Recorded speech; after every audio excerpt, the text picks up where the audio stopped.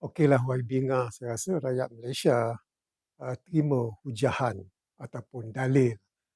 Wai Binga mengatakan, saya akan hanya letak jawatan apabila Datuk Seri Najib dibebaskan dari penjara.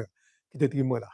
Tapi hakikatnya juga bila Wai Binga mengaitkan pembebasan Datuk Seri Najib dengan pilihan raya Johor, ianya seolah-olah memperkecilkan intelektual bangsa Johor ataupun pengundi Johor.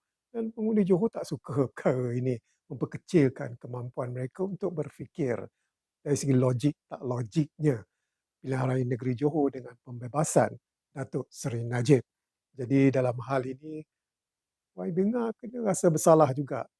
Mengapa pengundi Johor itu tidak memilih parti daripada Wai Binga?